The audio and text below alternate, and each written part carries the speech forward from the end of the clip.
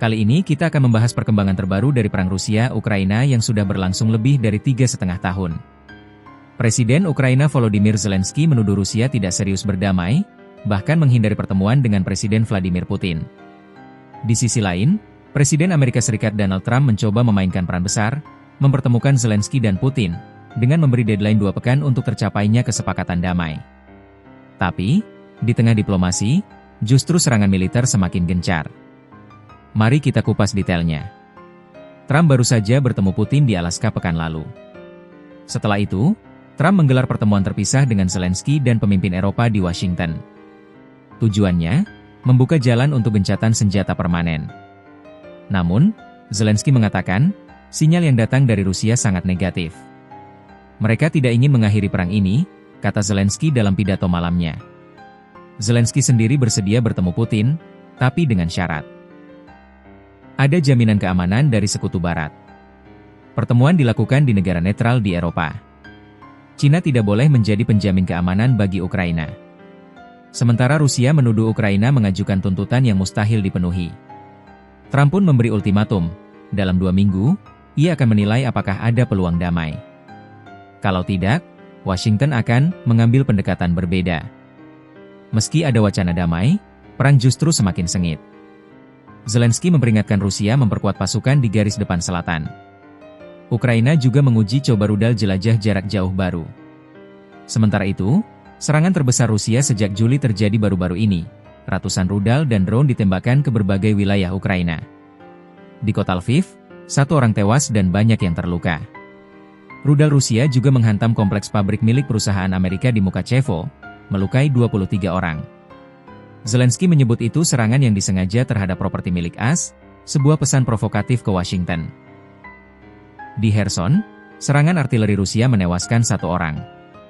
Sementara pejabat pro-Rusia di Donetsk mengklaim serangan balik Ukraina menewaskan 2 orang. Dengan kata lain, medan tempur tetap panas, meskipun diplomasi sedang berjalan. Rusia mengklaim berhasil merebut desa Oleksandro Sultine di Donetsk. Desa ini hanya berjarak kurang dari 8 km dari Kostiantynivka, salah satu benteng pertahanan utama Ukraina. Selain itu, Rusia memperkuat posisi militernya di Zaporizhia, wilayah yang diklaim sebagai bagian dari Federasi Rusia. Langkah ini menunjukkan Moskow tidak hanya bertahan, tapi terus berusaha maju di garis depan. Prancis mengecam serangan udara besar Rusia, menyebutnya bukti Moskow tidak serius ingin berdamai. Inggris dan Prancis bersama sejumlah sekutu sedang menyusun koalisi militer untuk memberi jaminan keamanan bagi Ukraina. Zelensky menargetkan dalam 7-10 hari ke depan sudah ada kejelasan soal jaminan keamanan itu. Tapi dari pihak Rusia, Menteri Luar Negeri Sergei Lavrov menyebut syarat Ukraina tidak realistis. Moskow menegaskan pengerahan pasukan Eropa ke Ukraina sama sekali tidak bisa diterima. Di tengah situasi genting, Zelensky mengumumkan kabar besar. Ukraina sukses menguji coba rudal jelajah jarak jauh baru bernama Flamingo. Jangkauannya mencapai 3.000 km. Ditargetkan bisa diproduksi massal pada Februari mendatang. Senjata ini, jika benar-benar operasional, bisa menjangkau jauh ke dalam wilayah Rusia. Hal ini bisa menjadi game changer dalam dinamika perang. Namun, risikonya jelas, Rusia bisa menganggap ini sebagai provokasi besar dan memperluas serangan. Kita melihat kontradiksi besar. Di satu sisi ada upaya diplomasi yang dipimpin Trump. Di sisi lain, eskalasi militer justru meningkat. Banyak analis percaya, Moskow lebih memilih memperkuat posisi di medan perang sebelum benar-benar masuk meja perundingan. Sementara Ukraina ingin memastikan dukungan Sekutu Barat tetap solid. Kesimpulannya, pernyataan Zelensky bahwa Rusia, ogah damai, menunjukkan betapa rapuhnya proses diplomasi saat ini.